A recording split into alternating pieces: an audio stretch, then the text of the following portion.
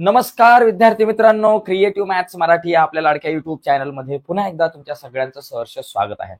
चर्चा करतोय 11th mathematics part 2 चं फर्स्ट चॅप्टर, ज्याचं नाव आहे कॉम्प्लेक्स नंबर. यामधली एक्सरसाइज नंबर 1.1 आज आपण सुरू करतोय. तर 1.1 सुरू करण्याच्या अगोदर कॉम्प्लेक्स नंबर ही कन्सेप्ट समजून घेतली पाहिजे. कॉम्प्लेक्स नंबर म्हणजे काय हे समजलं पाहिजे.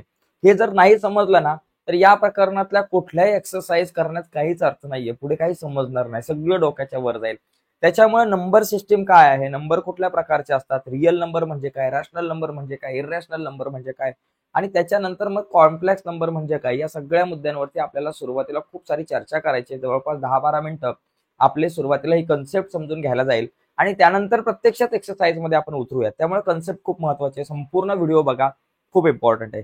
जाऊयात पुढे जाण्याच्या अगोदर एक महत्वाची रिक्वेस्ट आहे. नवीन असाल चॅनलवर, अजूनपर्यंत चॅनल सबस्क्राईब नसेल केला तर आत्ताच आपला चॅनल सबस्क्राईब करून त्या बाजूला असलेलं बेलचं बटन दाबायला विसरू नका. आणि मॅथमॅटिक्स पार्ट 1 चं फर्स्ट चॅप्टर जो आहे अँगल आणि इट्स मेजरमेंट, त्याच्या सुद्धा व्हिडिओ बनवलेले आहेत. त्याच्या लिंक या व्हिडिओच्या खाली डिस्क्रिप्शन मध्ये तुम्हाला बघायला मिळतील. तर बघा मित्रांनो, कॉम्प्लेक्स नंबर समजून घेण्याच्या अगोदर नंबर सिस्टीम बघा. सगळ्यात पहिली गोष्ट म्हणजे रिअल नंबर म्हणजे काय हे आपण अगोदर समजून घेतलं पाहिजे, कारण कॉम्प्लेक्स नंबरच्या अगोदर रिअल नंबर आले. पण ह्या रिअल नंबरच्या अगोदर येणारे जे सगळ्यात पहिला महत्वाचा नंबर म्हणजे नॅचरल नंबर. नॅचरल नंबर संख्या काही डायरेक्ट अशा आल्या नाही ना. आज आपल्याला इथं जर तुम्ही बघायला गेलं तर 9 टाईप दिसतात. या व्यतिरिक्त आणखी सुद्धा वेगवेगळ्या प्रकारच्या संख्या आहेत. पण ह्या सगळ्या एका दिवसामध्ये नाही आल्या, टप्प्याटप्प्याने या सगळ्या संख्यांचा विकास झालेला आहे. म्हणजे सगळ्यात अगोदर आले नॅचरल नंबर. नॅचरल नंबर म्हणजे 1, 2, 3, 4, 5 डॉट डॉट डॉट. म्हणजे 1 पासून पुढे ज्या संख्या असतात, आता 1 पासून पुढे सगळ्या संख्या ज्या आहेत त्यांना नॅचरल नंबर म्हणतात. अनंत संख्या झाल्या त्या सगळ्या नॅचरल नंबर. नैसर्गिक संख्या मराठीत म्हणतो, इंग्लिशमध्ये त्याला नॅचरल नंबर म्हणतो. ओके. आता या नॅचरल नंबर मध्ये जेव्हा झिरोची एंट्री होते, 0, 1, 2, 3, 4 आणि पुढे जर संख्या तुम्ही मोजत गेलात तर या सगळ्या संख्या ज्या आहेत त्यांना होल नंबर, मराठीत पूर्ण संख्या, इंग्लिशमध्ये यांना होल नंबर म्हणतात. आता तुम्ही म्हणाल सर 1, 2, 3, 4, 5 याला तुम्ही नॅचरल मध्ये पण लिहिलं आणि होल मध्ये पण लिहिलं असं का? तर 1, 2, 3, 4, 5 1 पासून सगळ्या पुढच्या ज्या नंबर्स आहेत त्या नॅचरल नंबर पण आहेत आणि त्यांना होल नंबर पण म्हणतात. जसं की 2 नॅचरल पण आहे आणि होल नंबर पण आहे, पण 0 फक्त होल नंबर आहे. आता इंटेजर म्हणजे काय मित्रांनो, सगळ्यात आधी बघा, आता 0 कुठून आला, 0चा शोध भारताने लावला आपल्याला माहिती आहे, जास्त डिटेलमध्ये नाही जायचं. इंटेजर म्हणजे काय, सुरुवातीला नॅचरल नंबरच होत्या. नॅचरल नंबर आल्यानंतर 0 आला, त्याच्यानंतर लोक ऍडिशन करायला लागले, सबस्ट्रॅक्शन करायला लागले. नंतर लोकांनी असं केलं, बाबा 5 - 2 केल्यावरती मला 3 मिळतंय, 7 - 4 केल्यावरती मला 3 मिळतंय, किंवा 7 - 2 केल्यावर 5 मिळतंय. पण काही ठिकाणी असं उलट कॅल्क्युलेशन ज्यावेळेस लोक करायला गेली, 2 - 5 किती येतील, मग 5 - 2 3 येतात. मग 2 - किती, 2 - 5 काय 3 लिहायचे का? तर मग तेव्हा मग निगेटिव्ह नंबर आले, तेव्हा निगेटिव्ह नंबरची एंट्री झाली, तेव्हापासून ऋण संख्या लिहायला सुरुवात झाली. म्हणजे पहिल्या सगळ्या नॅचरल नंबर आले, होल नंबर आले आणि मग मायनस मधल्या. मग हे कसे, इंटेजर म्हणजे 1, 2, 3 हे सगळे नंबर, आणि त्याचबरोबर निगेटिव्ह 1, निगेटिव्ह 2, निगेटिव्ह 3 हे सगळे नंबर. म्हणजे पॉझिटिव्ह, निगेटिव्ह आणि 0 मिळून सगळे इंटेजर नंबर होतात, हे आपल्याला माहिती आहे. इव्हन नंबर म्हणजे 2च्या टेबलमध्ये 2, 4, 6, 8 हे सगळे इव्हन नंबर. ऑड नंबर म्हणजे जे 2च्या टेबलमध्ये येत नाही, 1, 3, 5, 1, 3, 5, 7 वगैरे, हे ऑड नंबर. प्राईम नंबर म्हणजे असे नंबर, तुम्हाला माहितीये प्राईम नंबर म्हणजे असे नंबर ज्या नंबरला फक्त 2च नंबरने डिवाइड करू शकतो. 1 आणि ती स्वतः. जसं की 2 प्राईम नंबर आहे, 3 प्राईम नंबर आहे, 5 प्राईम नंबर आहे, 7 प्राईम नंबर आहे, 11 प्राईम नंबर आहे, 13 प्राईम नंबर आहे, 17 प्राईम नंबर आहे. त्याच्यानंतर कंपोजिट नंबर म्हणजे असे नंबर ज्या नंबरला 2 पेक्षा जास्त संख्यांनी आपण डिवाइड करू शकतो. म्हणजे 4 आला, 6 आला, 8 आला, 9 आले, हे सगळे नंबर. 4 ला तुम्ही 1 ने डिवाइड करू शकता, 2 ने डिवाइड करू शकता, 4 ने डिवाइड करू शकता, 3 नंबरने डिवाइड करू शकता. 6 ला तुम्ही 1, 2, 3, 6 अशा 4 नंबरने डिवाइड करू शकता. यांना कंपोजिट नंबर. रॅशनल नंबर म्हणजे काय मित्रांनो, रॅशनल नंबर म्हणजे असे नंबर की जे तुम्ही P/Q फॉर्म मध्ये लिहू शकता. म्हणजे 2 म्हणजे जसं 5/2 हा एक रॅशनल नंबर झाला, 5/2. आता 5 ला 2 ने जर डिवाइड केलं की 2.5, म्हणजे हे पॉईंट मधल्या नंबरला पण तुम्ही रॅशनल नंबर म्हणू शकताय. किंवा एखाद्या नंबरला डिवाइड केल्यानंतर बघा, समजा तुम्ही एखाद्या नंबरला कुठल्याही संख्येने डिवाइड केलं, कधी कधी आन्सर येतं बाबा 2.333 असं रिपिटेशन होतं. म्हणजे 2. समजा 23चं रिपिटेशन होतं की त्याच्या डोक्यावरती बार देतो. अशा प्रकारच्या नंबरला सुद्धा नंबरला सुद्धा आपण काय म्हणतो, रॅशनल नंबर म्हणतो. ओके, तर हे सगळे रॅशनल नंबर झाले. मग इररॅशनल नंबर म्हणजे काय? इररॅशनल नंबर म्हणजे बघा, इररॅशनल नंबर म्हणजे एका नंबरने दुसऱ्या नंबरला डिवाइड करायला गेलो, 7 समजा डिवाइड केलं तुम्ही, तर डिवाइड केल्यानंतर तुमच्याकडे उत्तर काय येतं, भागाकार जो येतो तुमच्याकडं, तर तो काय येतो बाबा तुमच्याकडे 3.28932589 डॉट डॉट डॉट. डिवाइड केल्यानंतर तुम्हाला रिमाइंडर 0 येत नाही आणि त्याचबरोबर रिपिटेशन पण होत नाही कशाचं.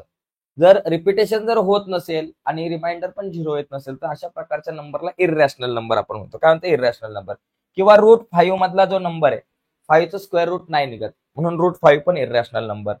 किंवा √7, 5.78928332 अशा प्रकारच्या नंबरला आपण इररॅशनल नंबर म्हणतो. ठीक आहे, तर एक लक्षात घ्या, या ठिकाणी हे वरचे सगळे नंबर रॅशनल नंबर आहेत. या सगळ्या नंबरला तुम्ही काय म्हणणार, रॅशनल नंबर. कारण मी म्हटलं ना P/Q 5/2. आता नुसता 2 जर तुम्ही बघितला तर 2 नसतो, 2/1 असतो. 5 म्हटलं की 5/1 असतो किंवा 5.0 असतो. हे वरचे सगळे नंबर आहेत, त्याला आपण रॅशनल नंबर म्हणू शकतो. आणि जे नंबर रॅशनल नाही आहेत त्यांना आपण म्हणतो इररॅशनल नंबर. आणि खाली जे नंबर आपल्याला दिसतात हे सगळे इररॅशनल नंबर आहेत. ओके, आणि हे रॅशनल नंबर आणि इररॅशनल नंबर मिळून रिअल नंबर होतात. रिअल नंबर म्हणजे काय, रॅशनल आणि इररॅशनल मिळून रिअल नंबर. जसं √5 हा काय, इररॅशनल नंबर आहे आणि रिअल नंबर आहे. तुम्ही 5चा विचार केला तर 5 नॅचरल नंबर आहे, 5 होल नंबर मध्ये येईल. किंवा चला 3चा विचार केला, 3 नॅचरल नंबर आहे, 3 होल नंबर आहे, 3 इंटेजर आहे, त्याचबरोबर इव्हन नाहीये, 3 ऑड नंबर आहे. 3ला तुम्ही प्राईम नंबर म्हणू शकता. ओके, 3ला तुम्ही रॅशनल नंबर सुद्धा म्हणू शकता, इररॅशनल म्हणू शकता का नाही. आणि 3ला रिअल नंबर पण म्हणू शकता. या सगळ्या नंबरला आपण म्हणतो रिअल नंबर. ठीक आहे, आणि बघा √5 इररॅशनल नंबर आहे आणि रिअल नंबर आहे. √7 स्क्वेअर रूट निघत नाही, इररॅशनल नंबर आहे आणि रिअल नंबर आहे. √25 हा कुठला आहे, त्याचं उत्तर येतं 5, त्याचं आन्सर 5 येतं. म्हणजे हा कुठला नंबर झाला, रॅशनल नंबर झाला, इररॅशनल नंबर नाही. √5 म्हटलं असतं तर इररॅशनल नंबर झाला असता. ठीक आहे, मग आता याच्यामध्ये आणखी एक प्रकारचा नंबर आला नंतर, √5. आता याचं जे स्क्वेअर रूट आहे ते येतं, पण ते पॉइंट मध्ये येतं, खूप पॉइंट मध्ये, आणि ते व्यवस्थित आपल्याला काढता येत नाहीये. पॉइंट मध्ये येतं याचं स्क्वेअर रूट, पण ते स्क्वेअर रूट काढताना ते आपल्याला करेक्ट अॅक्युरेट काढता येत नाहीये. पण रूट मध्ये जर -5 म्हटलं का, आता याला काय म्हणायचं बाबा, चला रूट मध्ये -5 असेल तर याला काय म्हणायचं. रूट मध्ये 5ला मी काय म्हणतो, इररॅशनल नंबर म्हणतो आणि रिअल नंबर म्हणतो. मग आता रूट मध्ये -5 असेल तर काय करायचं, किंवा रूट मध्ये -25 असेल तर काय करायचं, याचा स्क्वेअर रूट काय येतं. रूट मध्ये 25 असेल तर 2 स्क्वेअर रूट येतात, -5 किंवा +5, बरोबर. मग -25 असेल तर मग काय येतं, मग डोकं फिरलं सगळ्यांचं. मग या नंबरला त्यांनी इमॅजिनरी नंबर म्हटलं. या नंबरला काय म्हटलं, इमॅजिनरी नंबर. बाबा रूट मध्ये असेल, निगेटिव्ह मध्ये असेल तर त्यांना आपण इमॅजिनरी नंबर म्हणायचं. ठीक आहे, तर रिअल नंबर वेगळे आणि इमॅजिनरी नंबर वेगळे, हे आता लक्षात ठेवणं गरजेचं आहे. हे सगळे बोर्डवरती दिसतात ते रिअल नंबर आहे. आणि इमॅजिनरी नंबर म्हणजे काय, रूट मध्ये निगेटिव्ह मध्ये संख्या असेल तर ती इमॅजिनरी नंबर. आणि त्या इमॅजिनरी नंबर नंतर मग कॉम्प्लेक्स नंबर कसे येतात ते तुम्हाला सांगतो. चला, आता सगळ्यात पहिली गोष्ट, तुम्हाला रिअल नंबर म्हणजे काय ते समजलंय तुम्हाला. चला, रिअल नंबर म्हणजे काय ते समजलं आणि इमॅजिनरी नंबर म्हणजे काय समजलं असेल. म्हणजे मी जर म्हटलं √5 हा रिअल नंबर आहे, पण मी रूट मध्ये -5 म्हटलं की हा इमॅजिनरी नंबर आहे. आणि एक इमॅजिनरी नंबर मध्ये √-1 ची जी व्हॅल्यू असते ती आय पकडली जाते. इमॅजिनरी नंबर √-1 म्हणजे आय. म्हणजे आपल्याकडं एक लक्षात घ्या, √-1 चा जर तुम्ही स्क्वेअर केला तर तुमच्याकडे काय येतं, -1 = I². I² ची व्हॅल्यू काय येते, -1. बरोबर, लक्षात घ्या. म्हणजे ही गोष्ट लक्षात ठेवणं गरजेचं आहे. इमॅजिनरी नंबर म्हणजे रूट मध्ये -1. आता रूट मध्ये -1 म्हणजे आय. रूट मध्ये असतील संख्या आणि त्या मायनस मध्ये असतील, निगेटिव्ह मध्ये असतील, तर त्याला आपण इमॅजिनरी नंबर म्हटणार आहे. आणि इमॅजिनरी नंबर मध्ये √-1 ची व्हॅल्यू जी आहे ती आय असते, लक्षात घ्या. तसं ह्या √-5 ला तुम्ही काय लिहाल, 5 × -1, याचा अर्थ असा होतो, बरोबर ना. म्हणजे √5 × रूट मध्ये -1, बरोबर. म्हणजे √5 × आय. म्हणजे तुम्ही काय करू शकता, निगेटिव्ह मध्ये √5 आहे तर त्याला √5 आय लिहू शकताय. तसंच जर तुमच्याकडे निगेटिव्ह मध्ये 16 आहे निगेटिव्ह मध्ये 16 आहे, तर याला आपण कसं लिहू शकतो, √16i लिहू शकतो. आता 16चं स्क्वेअर रूट आलं 4, तर तुम्ही 4i लिहू शकता. असं सुद्धा आपल्याला या ठिकाणी इमॅजिनरी नंबर मध्ये करता येऊ शकतो. जरा परत एकदा नीट समजून घ्या काय आहे. तर बघा, रूट मध्ये जर का 20 निगेटिव्ह 20 असेल रूट मध्ये, तर त्याला आपण लिहू शकतो रूट मध्ये 20i असं या ठिकाणी आपल्याला लिहिता येऊ शकतं. रूट मध्ये जर का माझ्याकडं, अरे बाबा क्या हो रहा है बाबा, काय लिहित का नाही, हा ओके. रूट मध्ये जर का, हा एक मिनिट लिहायला लागलं, हा रूट मध्ये जर का समजा आपल्याकडं निगेटिव्ह 36 आहे, निगेटिव्ह 36 समजा रूट मध्ये आहे, तर त्याला आपण काय लिहू शकतो, रूट मध्ये 36i लिहू शकतो. आणि 36चं स्क्वेअर रूट आलं 6i आपल्याला लिहिता येऊ शकतो. या छोट्या छोट्या एक्सरसाइज आहेत, खूप महत्वाच्या आहेत, हे आलं पाहिजे. रूट मध्ये समजा माझ्याकडे 49 आहे निगेटिव्ह मध्ये, निगेटिव्ह 49 आहे, तर मला काय लिहिता आलं पाहिजे, रूट मध्ये 49i म्हणजे काय झालं, 49चं स्क्वेअर रूट येतं 7i असं आपल्याला लिहिता आलं पाहिजे. यांना इमॅजिनरी नंबर म्हणतात. रूट मधले नंबर पण निगेटिव्ह. आता समजा माझ्याकडे इथं आहे 4, ओके, आणि इथं आहे रूट मध्ये निगेटिव्ह 17, बरोबर. तर हा जो नंबर आहे, किंवा रूट मध्ये निगेटिव्ह 4 आहे, रूट मध्ये निगेटिव्ह 4, रूट मध्ये 4 असेल तर हा तुमचा रिअल नंबर, आणि रूट मध्ये निगेटिव्ह 4 असेल तर त्याला म्हणणार तुम्ही इमॅजिनरी नंबर. किंवा रूट मध्ये 5 असेल तर रिअल नंबर, आणि रूट मध्ये निगेटिव्ह 5 असेल तर इमॅजिनरी नंबर. आता एक गंमत आहे, हा रूट मधला 5 आहे आणि रूट मधला निगेटिव्ह 5, निगेटिव्ह 5 म्हणजे √5i, बरोबर. आता दोघांची मी सम केली, 5√5 प्लस रूट मध्ये 5i, हा तुमचा झाला रिअल नंबर आणि हा झाला तुमचा इमॅजिनरी नंबर. दोघांची मी सम केली, रिअल नंबर आणि इमॅजिनरी नंबर दोघांची जर ऍडिशन केली तर मिळून तयार होणारा नंबर कुठला, तर मिळून तयार होणारा जो नंबर असेल त्याला कॉम्प्लेक्स नंबर नाव दिलं जातं, जे आपल्या या चॅप्टरचं नाव आहे. म्हणजे आपल्या चॅप्टरच्या नावालाच आपल्याला 12 मिनिटं लागलेले आहेत. तर आता कॉम्प्लेक्स नंबर म्हणजे काय हे आता आपल्याला कन्सेप्ट समजून घ्यायचे. रिअल नंबर आणि इमॅजिनरी नंबर हे दोन्ही मिळून कॉम्प्लेक्स नंबर तयार होतात. जसं की 5 हा एक रिअल नंबर आहे आणि 7i हा काय कॉम्प्लेक्स नंबर आहे, म्हणजे सॉरी हा काय इमॅजिनरी नंबर आहे. हा रिअल नंबर आणि हा इमॅजिनरी नंबर दोन्ही मिळून काय झाला कॉम्प्लेक्स नंबर. किंवा समजा 7 प्लस रूट मध्ये निगेटिव्ह 8 म्हणजेच काय झाला 7 प्लस रूट मध्ये 8i हा काय झाला तुमचा कॉम्प्लेक्स नंबर. 7 रिअल नंबर आणि हा √8i हा कॉम्प्लेक्स हा इमॅजिनरी नंबर. म्हणजे रिअल पार्ट आणि इमॅजिनरी पार्ट, रिअल नंबर आणि इमॅजिनरी नंबर दोन्ही मिळून आपल्याकडे तयार होतो कॉम्प्लेक्स नंबर. हे लक्षात घ्या, रिअल नंबर आणि इमॅजिनरी नंबर दोन्ही मिळून कॉम्प्लेक्स नंबर होतो.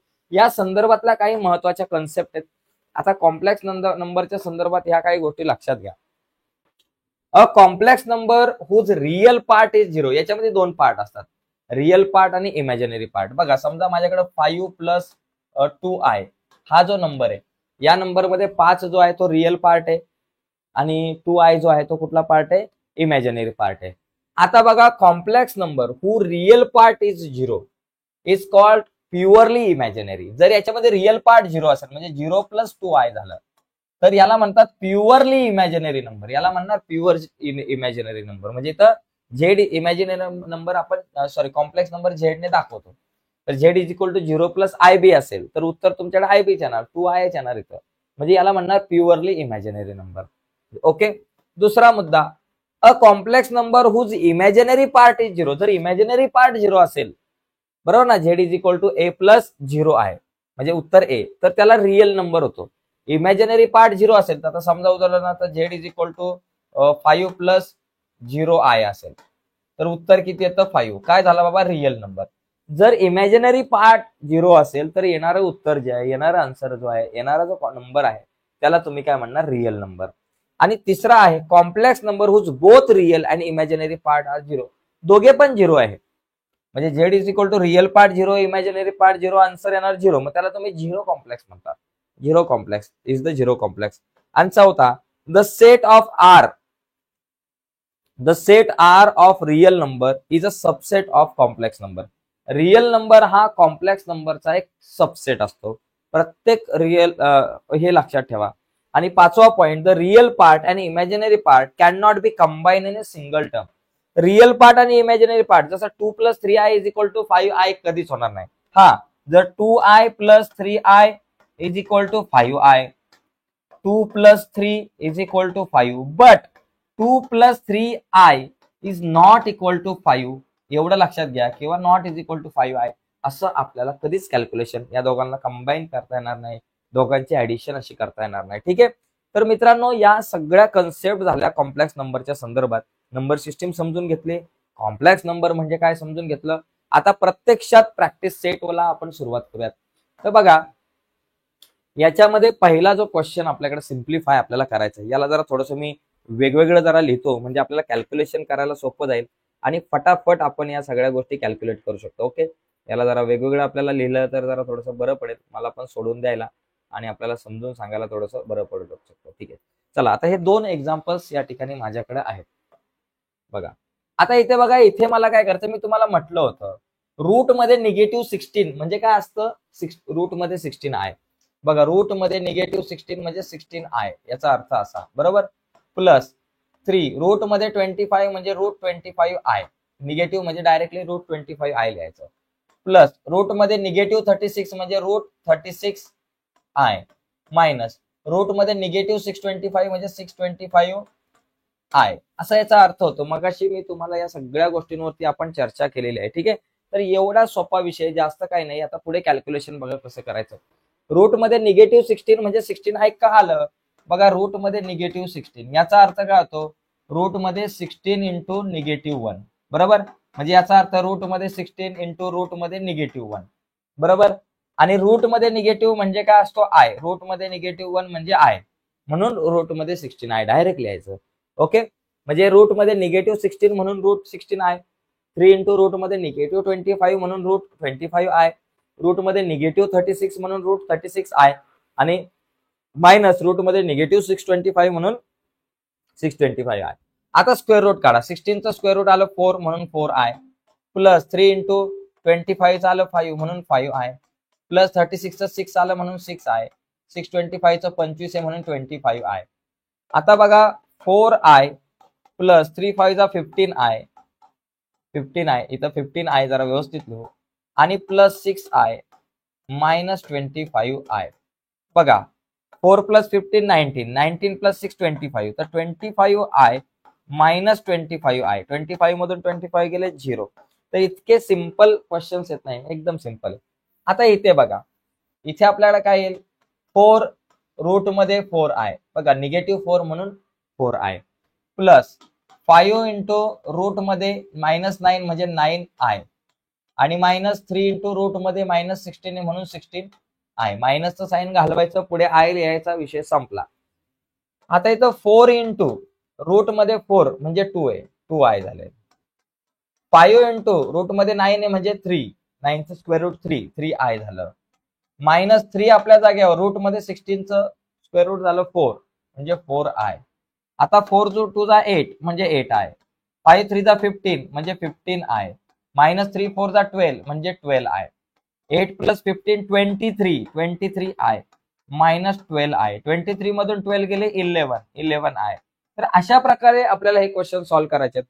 याचा स्क्रीनशॉट तुम्ही घेऊ शकता. याच्यानंतर आपण पुढे जाऊयात. ओके, पुढचा क्वेश्चन.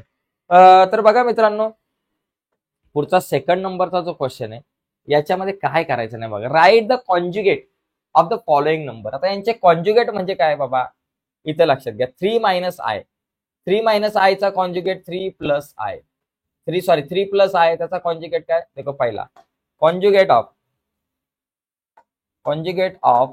3 + i is 3 - i. आयच्या शेजारी प्लस आहे ना, त्याचं साईन बदलायचं. प्लस असेल तर मायनस करायचं, मायनस असेल तर प्लस करायचं, बाकी काय नाही. पुढच्या क्वेश्चन मध्ये बघा, 3 - i ऍक्च्युअली तर 3 - i. दुसरा कॉन्जुगेट ऑफ 3 - i, 3 - i चं कॉन्जुगेट काय झालं, 3 + i असं लिहायचं. Conjugate of 3 - i is 3 + i. इथं काय, -5 मायनस, इथं बघा मायनस रूट मध्ये 5 मायनस 7i, मायनस झालं प्लस रूट मध्ये 7i झाला. ओके, एकदम सोपा आहे. फक्त आता इथे बघा, 4th नंबरचा जो क्वेश्चन आहे, मायनस रूट मध्ये -5, याचा अर्थ काय, मायनस रूट मध्ये -5 म्हणजे 5 आहे. बघा रूट मध्ये -5 म्हणजे 5 असतो. मगाशी मी तुम्हाला सांगितलं रूट मध्ये -5 म्हणजे -5 म्हणजे 5 झालं रूट मध्ये. मग आता इथं आयच्या शेजारी मायनस आहे तर याचं कॉन्ज्युगेट काय झालं, +5 आहे. मग इथं लिहायचं कॉन्ज्युगेट ऑफ, असं लिहायचं therefore conjugate of conjugate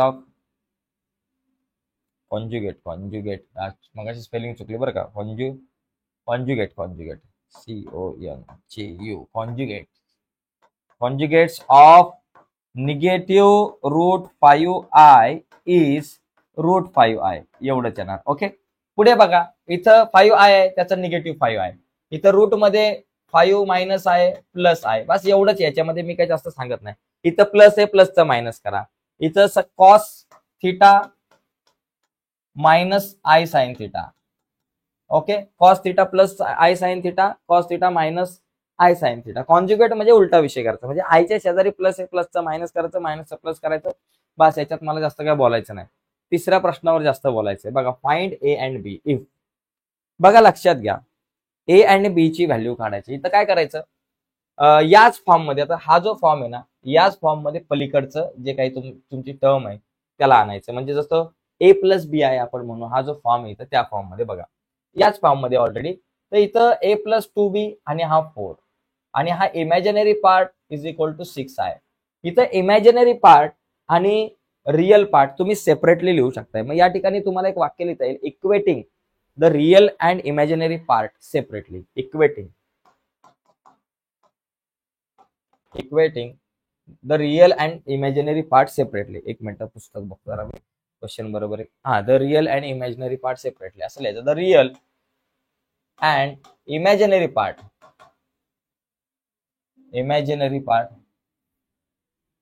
equating imaginary part separately. Okay,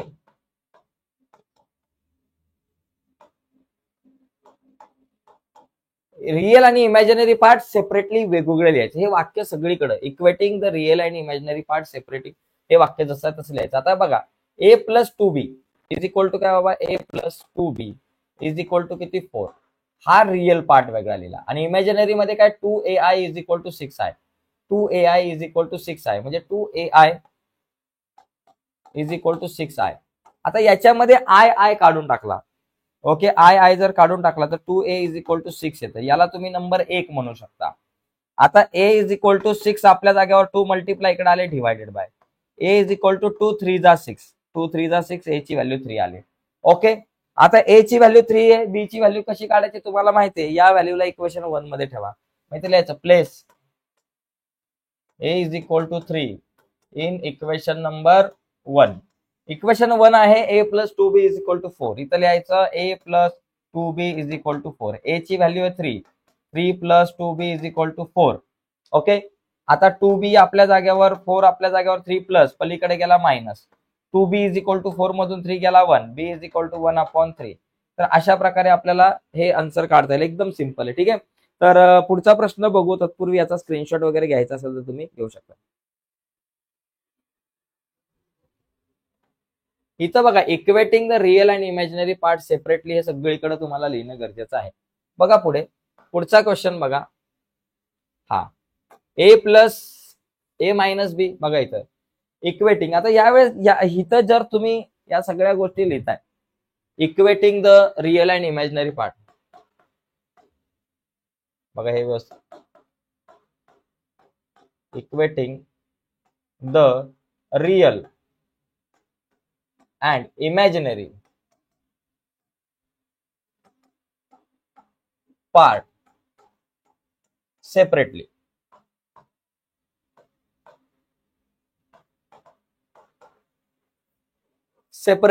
equating real and imaginary part separately. या प्रत्येक गणितामध्ये हे वाक्य लिहायचं. आता हे मी पुढच्या गणितांमध्ये नाही लिहिणार, त्याच्यामुळे हे नीट व्यवस्थित लिहून घ्या. हे लिहायचं आणि नंतर मग बघा a minus B is equal to तुमच्याकडे a येणार. हा झाला तुमचा कुठला बाबा पार्ट, जो आहे जो आयच्या शेजारचा पार्ट वेगळा लिहायचा आणि जो आय नाहीये, जिथं इमॅजिनरी पार्ट नाहीये, तो पार्ट वेगळा लिहायचा. बघा हा जो आहे हा रिअल पार्ट आहे बरोबर, ज्याच्या शेजारी आय नाहीये. a minus B is equal to a. या दोन्ही ठिकाणी बघा minus B is equal to A आपल्या जागेवर, हा ए प्लस आहे, पलीकडे गेला minus A, minus B is equal to A minus A 0. So therefore दोन्हीकडचे साइन चेंज केले तर बी इज इक्वल टू 0. तर मला या ठिकाणी काय मिळाला, बी इज इक्वल टू 0 आपल्याला मिळालेला आहे. हा काय आहे, बी इज इक्वल टू 0 आहे. तर आता बी इज इक्वल टू 0 झाला. आता हा झाला मी कुठला पार्ट घेतला, रिअल पार्ट वेगळा लिहिला, A minus B is equal to A. आता इमॅजिनरी पार्ट बघा, ए प्लस बी आणि 5, A plus B is equal to 5 हा इमॅजिनरी पार्ट आहे. ओके, वेगळा लिहिला, तो आय काढून मी वेगळा लिहिला. आता ए ची व्हॅल्यू माहिती नाहीये, बी ची व्हॅल्यू काय बाबा 0 आहे, is equal to 5. So a is equal to किती आला, 5 आला, ए ची व्हॅल्यू 5. तर एकदम सिंपल आहे मित्रांनो, हे क्वेश्चन्स जे आहेत ना एकदम सिंपल, एकदम इझी आहे, तुमच्या लक्षात आलं असेल. ठीक आहे, पुढचे क्वेश्चन बघू. इथे बघा, या क्वेश्चन मध्ये काय करतात, इथे बघा, आता इथं मगाच्या एक्झाम्पल मध्ये डायरेक्ट होता वेगळा, रिअल आणि इमॅजिनरी पार्ट वेगळा होता. पण इथं बघा, हा एक इमॅजिनरी पार्ट आहे, याच्या शेजारी इकडे इमॅजिनरी पार्ट म्हणजे 2 प्लस आय. आता याला कसं लिहायचं बाबा, इथं मध्ये प्लसचं साईन नाहीये. जसं मागच्या एखाद्या एक्झाम्पल मध्ये असं होतं, ए प्लस बी, एक भाग वेगळा होता, आणि ए प्लस बी आणि पुढे आय, किंवा ए मायनस बी आणि आय, ए मायनस 2 असेल समजा i, is equal to 7 plus 8 i, असं वेगळं होतं. त्यावेळेस तुम्ही हा ए प्लस बी आणि हा 7 हे दोघं जण रिअल पार्ट वेगळे वाटत होते, आणि हा इमॅजिनरी पार्ट वेगळा वाटत होता. पण इथं रिअल प्लस इमॅजिनरी असं काहीतरी झालेलं आहे. तर आता याला काय करायचं, याला थोडंसं सॉल्व्ह करून, याला ए प्लस बी आय मध्ये नाहीये, ए प्लस बी आय या फॉर्मॅटमध्ये हा भाग नाहीये, बरोबर ना. तर त्याला त्या फॉर्मॅटमध्ये आणण्यासाठी आपण काय करू, ए प्लस बी या ब्रॅकेटने 2 प्लस आय ला मल्टिप्लाय करायचं. पलीकडचा part a plus b i मध्ये आहे बघा, हा एवढा पार्ट जर का तुम्ही ए म्हणाल, या भागाला जर तुम्ही ए म्हटलं एवढ्या पार्टला, तर तुम्ही याला बी म्हणू शकता. म्हणजे हा ए प्लस बी आय या फॉर्म मध्ये राईट साइड. पण लेफ्ट साइड जी आहे ती ए प्लस बी आय मध्ये नाहीये, तिला ए प्लस बी आय मध्ये आणावी लागेल. यासाठी ए प्लस बी ने 2 प्लस आय ला मल्टिप्लाय करावं लागणार. मग त्यासाठी काय करायचं बाबा, ए ने पहिलं मल्टिप्लाय करायचं 2 प्लस आय ला, आणि नंतर प्लस बी ने मल्टिप्लाय करायचं 2 प्लस आय ला.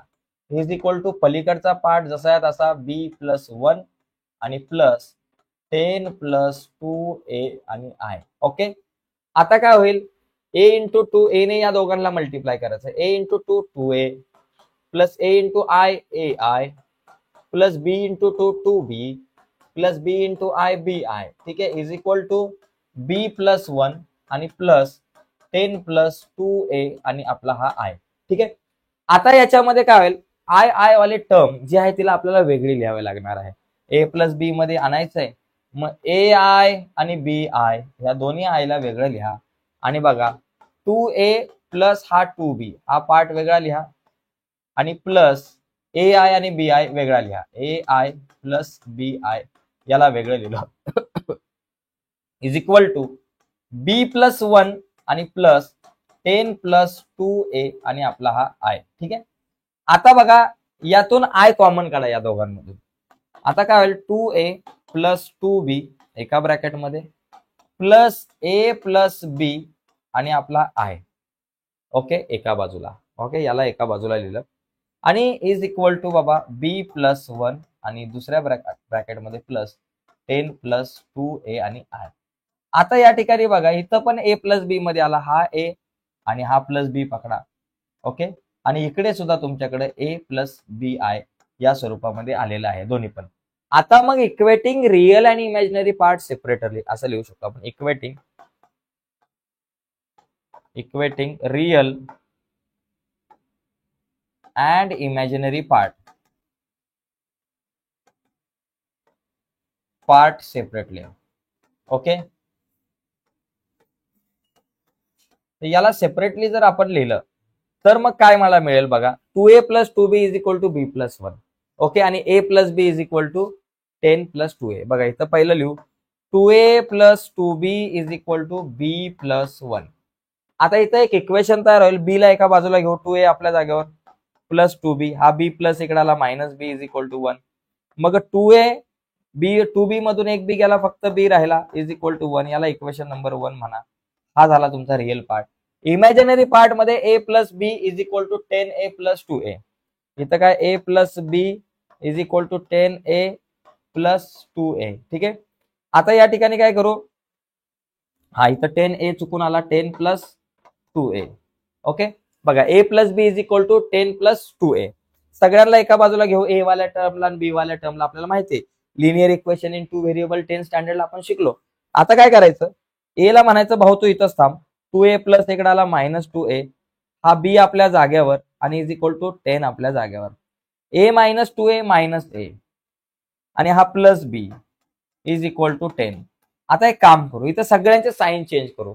-a चं +a, प्लस b चं -b, प्लस 10 चं -10, equation number 2.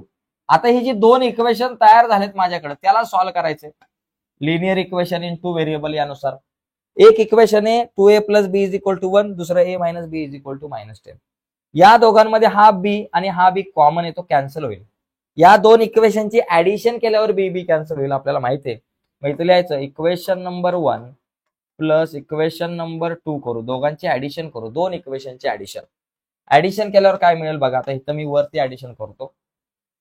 2a + b = 1, 2a + b = 1 आणि प्लस a - b = -10. काय बाबा, a - b = -10, दोघांची addition. 2a + a 3a, b cancel झाला, 1 - 10 -9, a आपल्या जागेवर -9 आपल्या जागेवर 3 मल्टिप्लाय इकडे आले डिवायडेड बाय 3. देअरफॉर a = 3 3 जा 9, -3 आला. a ची व्हॅल्यू आली -3. आता मला b ची व्हॅल्यू काढायची. b ची व्हॅल्यू काढण्यासाठी काय करायचं, प्लेस a = -3 इन इक्वेशन 1 और 2, कशातही ठेवा. मग इथं आपण लिहू place a = -3 in equation number 1. चला इक्वेशन 1 मध्ये ही -3 ची व्हॅल्यू ठेवू. इक्वेशन 1 आहे 2a + b = 1. 2a + b = 1. 2 × a ची व्हॅल्यू -3 आहे, प्लस b = 1. 2 3 जा 6, मायनस आहे म्हणून -6 प्लस b = 1. b आपल्या जागेवर 1 आपल्या जागेवर -6, पलीकडे गेला +6 झाला. तर b = 1 + 6 झाले 7. तर झाला 7 आपल्याकडे आन्सर आला. झाला बाबा, विषय संपला. अशा प्रकारे हा क्वेश्चन सॉल्व्ह केला आपण. इझी आहे. तर a = -3 आणि b = आपल्याकडे आलेला आहे 7. बराच वेळ झालेला आहे, आपण आणखी बघूया. चला पुढचे पण एक्झाम्पल. एकूण या क्वेश्चन मध्ये आपल्याकडे टोटल जवळपास आहे 6 क्वेश्चन्स आहेत, अजून आहेत काही क्वेश्चन बघा. तर मित्रांनो एकदम सिंपल आहे, काय जास्त काळजी करायची नाही. आता इथे बघा, हा क्वेश्चन बघा, इथे आपल्याकडं ए बी आय आहे. आता इथे इमॅजिनरी पार्ट आहे बाबा लेफ्ट साइडला. इथे बघा, इथे जर तुम्ही बघितलं या क्वेश्चन मध्ये, इथे रिअल पार्ट आहे आणि हा इमॅजिनरी पार्ट आहे, आणि इथं फक्त इमॅजिनरी पार्ट आहे. म्हणजे काय असणार, 0 + ABI याचा अर्थ असणार आहे is equal to 3a - b + 12i.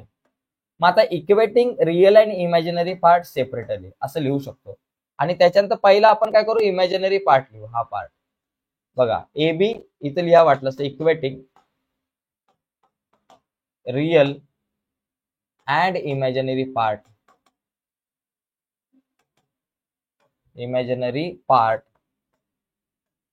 Separately.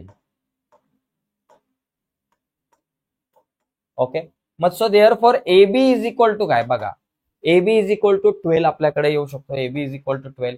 मग आता एक काम करू, आपण बी ला एका बाजूला ठेवू, एकाची कशाची तरी इथं व्हॅल्यू काढून घेऊ, बी ची किंवा ए ची. समजा मी बी इथं ठेवला, 12 आपल्या जागेवर, ए मल्टिप्लाय इकडे आले divided by. So b is equal to काय आलं आपल्याकडे आलं, 12/a. ओके, म्हणजे ए ची व्हॅल्यू काढता येईल. हा झाला इमॅजिनरी पार्ट. आता दुसरा पार्ट कुठला बाबा, तुमचा रिअल पार्ट. रिअल पार्ट काय, 0 is equal to 3a - b. 0 is equal to 3a - b. आता -b इकडे आला, प्लस b करा, इज इक्वल टू 3a, असं काहीतरी तुम्ही लिहून टाका. b ची व्हॅल्यू काय बाबा, 12/a. b ची व्हॅल्यू काय बाबा, 12/a. बरोबर, b is equal to 12/a आपण लिहिलं b च्या जागेवर, इज इक्वल टू 3a. इथं वाटलंच तर लिहा, b is equal to 12/a आपण ही व्हॅल्यू घेतलेली आहे. मग आता काय होईल बाबा, a डिवाइड इकडे आला multiply, 12 is equal to 3a चा स्क्वेअर, कारण a इंटू a स्क्वेअर झाला. 3 मल्टिप्लाय इकडे आला divided by 12/3 is equal to a square. बघा 3 4 जा 12. So a square is equal to 4. So therefore a is equal to काय झालं, +-2. a ची जी व्हॅल्यू आहे ती ओनली 2 नाही येणार, कारण स्क्वेअर रूट कधी कधी प्लस मध्ये पण येऊ शकतं आणि मायनस मध्ये सुद्धा येऊ शकतं. म्हणजे a ची व्हॅल्यू काय, +-2. आता b बघा बी व्हेन, बघा when a is equal to +2 then b is equal to काय बाबा आपल्याकडे असणार आहे 12/a. आपल्याकडे बी ची व्हॅल्यू 12/a, 12/a ची व्हॅल्यू 2, 2 6 जा 12. आणि when a is equal to -2 कारण ए ची व्हॅल्यू -2 पण असणार आहे. ए ची व्हॅल्यू -2 असेल तर बी इज इक्वल टू किती? So therefore b is equal to 12/a. 12/a ची व्हॅल्यू 2 सॉरी 12/a ची व्हॅल्यू -2 आता -2 आहे. 2 6 जा 12 म्हणजे -6. म्हणजे बी ची जी व्हॅल्यू आहे ती सुद्धा तुमच्याकडे +-6 येऊ शकते. म्हणजे दोन आन्सर आहे. ए चे पण दोन आन्सर आले +-2 आणि बी चे सुद्धा दोन आन्सर आले +-6. तर अशा प्रकारे हा क्वेश्चन आपल्याला सॉल्व्ह करता येऊ शकतो. चला पुढे जाऊयात. बघा जास्तीत जास्त क्वेश्चन आज बघण्याचा प्रयत्न करू आपण. पुढचा आहे 1/IB. आता इथे बघा, इथे एक काम करू. 1/IB is equal to 3 - 2i. आता एक काम करता येईल तर थोडासा जुगाड करावा लागणार आहे. 1/a + IB is equal to 3 - 2i. आपण इथं क्रॉस मल्टिप्लिकेशन करू. बघा एक काम करू, या दोघांना इंटरचेंज करू. या खाली आहे त्याला वर नेऊ, वरच्याला खाली, म्हणजे 1/3 - 2i is equal to a + IB. काय केलं? या दोघांना इंटरचेंज केलं. हा खाली येतो, वर गेला मल्टिप्लाय, हा वर इकडे आला डिवायडेड बाय, असं केलं. असं केल्यामुळे कॅल्क्युलेशन करायला सोपं जाईल आपल्याला. आता जर अशा प्रकारे खाली असेल तुमच्याकडे, लक्षात घ्या, जर इथे 1/3 - 2i इमॅजिनरी पार्ट खाली असेल तर त्याला वर आणायचा तर सोपं पडेल. मग आता 3 - 2i त्याला वर नेण्यासाठी काय करावं लागणार आहे? याचं कॉन्ज्युगेट नंबरने मल्टिप्लाय करायचं. 3 + 2i डिवायडेड बाय 3 + 2i. वर आणि खाली दोघांना सुद्धा कितीने मल्टिप्लाय करायचं? 3 + 2i ला मल्टिप्लाय करायचं आणि is equal to a + IB जसाच्या तसा. आता 1 ने जर मल्टिप्लाय केलं तर 3 + 2i जसाच्या तसा, त्याला काही फरक पडणार नाही. आणि खाली बघा आपल्याला एक फॉर्म्युला माहिती आहे, a - b a + b म्हणजे काय? तो a² - b² येतो. मग इथं a² म्हणजे 3 चा स्क्वेअर आणि -b² म्हणजे 2i चा square is equal to a + bi लिहा, IB लिहा, काही लिहा. ओके. आता वरती 3 + 2i जसाच्या तसा, दोघांची ऍडिशन होणार नाही. 3 चा स्क्वेअर 9 मायनस 2 चा स्क्वेअर आला 4 आणि i चा square i² is equal to a + IB. आता बघा 3 + 2i divided by 9 minus 4 into i² ची व्हॅल्यू -1 असते. बघा लक्षात घ्या, आय ची व्हॅल्यू काय असते? रूट मध्ये -1 आणि i² ची व्हॅल्यू काय असते? -1. एवढं लक्षात घ्या. i² ची व्हॅल्यू -1 असते. हे लिहून ठेवा, डोक्यामध्ये फिट करून ठेवा. प्रत्येक एक्झाम्पल मध्ये आपल्याला वापरायचे, बऱ्याच एक्झाम्पल मध्ये. -1 4 इंटू -1 आणि is equal to a + IB. ठीक आहे. आता बघा, therefore 3 + 2i upon 9 minus +4 is equal to a + IB. 3 + 2i बाबा जसं तसं, 3 + 2i जसाच्या तसं आणि डिवायडेड बाय इथं आपल्याकडे काय येईल बाबा? 9 + 4 13 is equal to a + IB. आता याला थोडं वेगळं लिहू शकतो आपण. बघा 3/13 ला वेगळं लिहिलं, प्लस 2i/13 ला वेगळं लिहिलं is equal to a + IB. झालं. आता याला बघा असं पण लिहा तुम्ही, 3/13 प्लस 2/13 i ला असं मध्ये लिहू शकतो is equal to a + IB. मग आता इथं लिहायचं equating real and imaginary part separately. ते केलं तर इज इक्वल टू a ची व्हॅल्यू काय झाली? रिअल पार्ट इथं आहे a is equal to 3/13 and b is equal to तुमच्याकडे काय येईल? i च्या शेजारी कोण आहे? b आहे आणि इकडे i च्या शेजारी आहे 2/13. तर अशी दोन उत्तरं मला या ठिकाणी मिळतील. a इज इक्वल टू 3/13 आणि b इज इक्वल टू 2/13. ही दोन आन्सर्स मला या ठिकाणी मिळाले. तर अशा प्रकारे आपल्याला हा जो क्वेश्चन आहे तो आपल्याला सॉल्व्ह करता येऊ शकतो. ठीक आहे. आता इथं एक लक्षात घ्या, इथे मला वाटतं काही ठिकाणी ओके बरोबर आहे. ओके 2/13 आणि 3/13 बरोबर. चला पुढे जाऊ, पुढचे क्वेश्चन्स बघूयात. a + IB आणि 1 + i चेक करू क्वेश्चन बरोबर आहे का? हा तर या प्रकारच्या या टाईपच्या गणितामध्ये इथे पण टाइम बघतो जरा मी किती झालाय, ते पण महत्वाचं time. A plus i b आणि 1 plus i is equal to 2 i. इथं काय करायचं, तर इथं चला ए प्लस आय बी, इथं हा जो आहे ए प्लस बी आय वगैरे या स्वरूपामध्ये आहे, ए प्लस आय बी किंवा ए प्लस बी आय या स्वरूपात आहे, पण अलीकडे नाहीये. मग इथं काय करावं लागणार आहे, एका ब्रॅकेटने दुसऱ्या ब्रॅकेटला मल्टिप्लाय करावं लागणार आहे आणि मग याला पण ए प्लस बी आय या स्वरूपात आणावं लागणार आहे. एकदम सिंपल विषय आहे इथं. 5 मिनिटं सिंपल विषय. पहिला काय करायचं, ए ने मल्टिप्लाय करायचं 1 प्लस आय ला आणि नंतर प्लस आय बी ने मल्टिप्लाय करायचं 1 प्लस आय ला आणि इज इक्वल टू बाबा 2 प्लस आय आपल्या जागा. ठीक आहे. आता पहिला ए ने 1 प्लस आय ला मल्टिप्लाय करायचं, नंतर आय बी ने 1 प्लस आय ला मल्टिप्लाय करायचं is equal to 2 plus i. बघा a into 1 a into i a i b into 1 b i पकडा किंवा आय बी पकडा, काय लिहायचं ते लिहा, plus i b into i b i चा स्क्वेअर, बरोबर ना, आय इंटू आय चा स्क्वेअर आणि b is equal to 2 plus i. आता बघा ए plus a i plus b I plus b into i square ची व्हॅल्यू -1 असते, तुम्हाला माहिती आहे, मग सांगितलं आय स्क्वेअर ची value -1 is equal to 2 plus i. आता बघा ए plus a i plus b i आणि b into -1 minus B is equal to 2 plus i. बघा आता ए आणि हा मायनस बी वेगळा लिहा आणि प्लस ए आय, बघा a i plus b i हे वेगळं लिहा is equal to 2 plus i. बघा आता ए मायनस बी वेगळं आहे बाबा आपल्याकडं आणि प्लस इकडे बघा दोघांमधून i common, a plus b दोघांमधून i common is equal to 2 plus I.